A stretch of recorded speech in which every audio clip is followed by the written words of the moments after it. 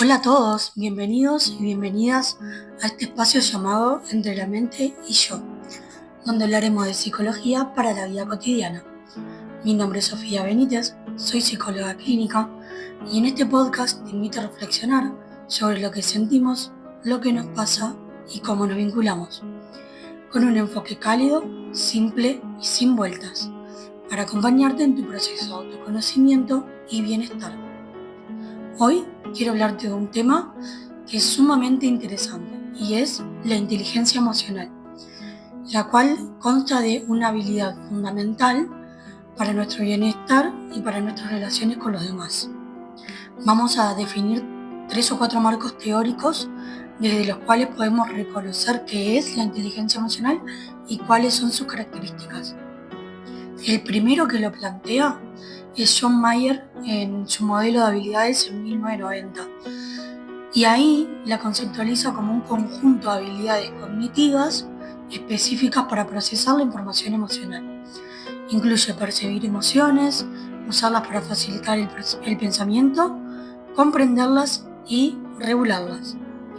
Un poco después, Daniel Goleman, en el modelo popular de 1995, define a la inteligencia emocional como la capacidad de reconocer, comprender y manejar nuestras propias emociones, así como también reconocer, comprender e influir en las emociones de los demás. Para Goleman es clave la inteligencia emocional en el éxito personal y profesional. Incluso lo pone más arriba que el coeficiente intelectual. Un poco más acá en el tiempo, Raúl Barón, en el modelo de rasgos y competencias, el año 1997, define la inteligencia emocional como un conjunto de competencias emocionales y sociales que influyen en cómo nos comprendemos a nosotros mismos, cómo nos relacionamos con los demás y cómo enfrentamos a las demandas y las presiones del entorno. Estas definiciones son las más clásicas o las más reconocidas sobre la inteligencia emocional. Entonces, la psicología, tomándolas, estas tres, hay 3 enfoques a su vez que las toman y la trabajan como potencialidad. El primero es el enfoque cognitivo-conductual. Entonces, de la TCC, la terapia cognitivo-conductual, la inteligencia emocional puede verse como la capacidad de identificar pensamientos que disparan emociones y desarrollar estrategias más funcionales para regular la conducta. Los segundos que lo toman es la terapia humanista, el enfoque humanista, que dice que la inteligencia emocional se relaciona con la autenticidad, con la autorreflexión y con la capacidad de vivir alienados con nuestros propios valores, o sea, en sintonía con nuestros propios valores. Entonces dice que reconocer y aceptar las emociones es visto como parte del crecimiento profesional y la autorrealización. Y por último, el enfoque psicodinómico, aunque no utiliza el término directamente de la inteligencia emocional, se acerca, por ejemplo, de conceptos como son la conciencia emocional, el insight y la capacidad de simbolizar.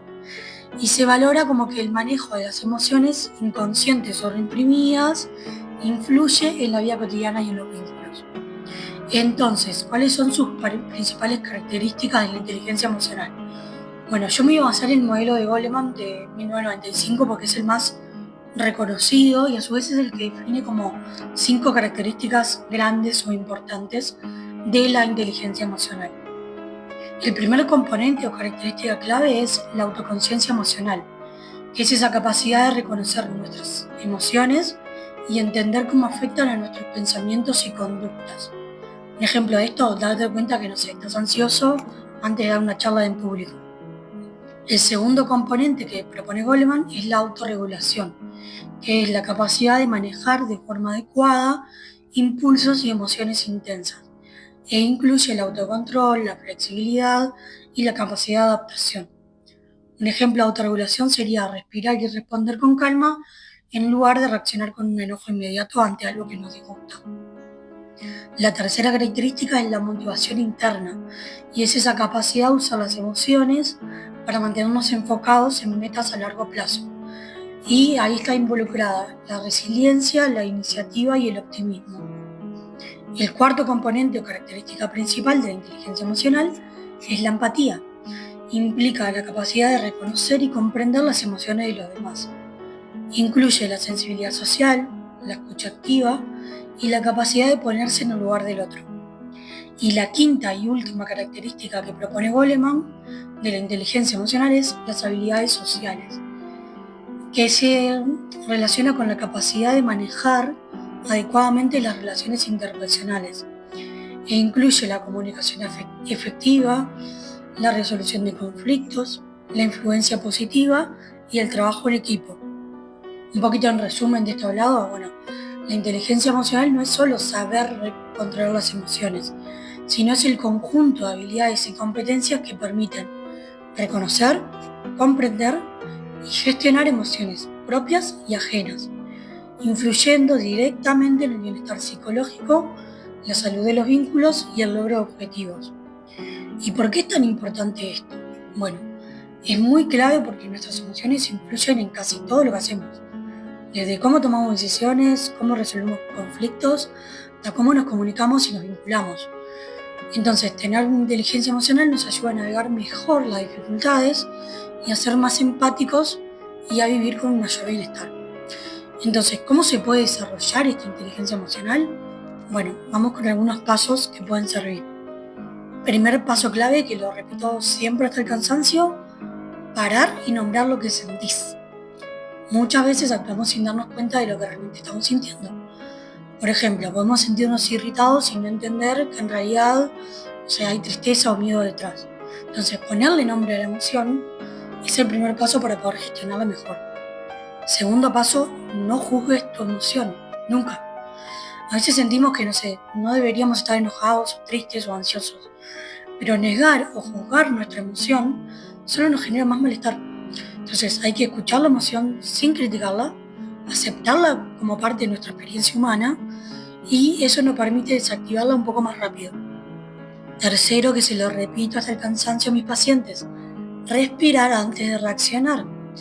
La respiración consciente es una herramienta muy poderosa para regular nuestras respuestas. Entonces, cuando sentimos que las emociones se intensifican, hacer una pausa para respirar puede evitar muchas malas reacciones impulsivas, o que digamos cosas que después nos lamentamos o nos arrepintamos. El cuarto paso es ponerte en el lugar mentalmente del otro sin invalidar tu propia emoción. Entonces, la empatía es una clave de la inteligencia emocional. Intentar entender lo que el otro siente, sus motivos y su contexto, puede ayudarnos a responder con más calma y comprensión. Pero ojo, eso no significa negar lo que vos sentís. Es importante validar también tus propias emociones y necesidades. Quinto y último paso: buscar aprender de tu emoción. Cuestionarlas, preguntarle: ¿qué me está queriendo mostrar esta emoción? ¿De dónde viene? ¿Cuál es el origen? Por ejemplo, si sentís ansiedad ante una presentación, puede ser que haya miedo a no rendir bien o a ser juzgado. Entonces, entender ese mensaje nos permite prepararnos mejor o buscar un apoyo necesario.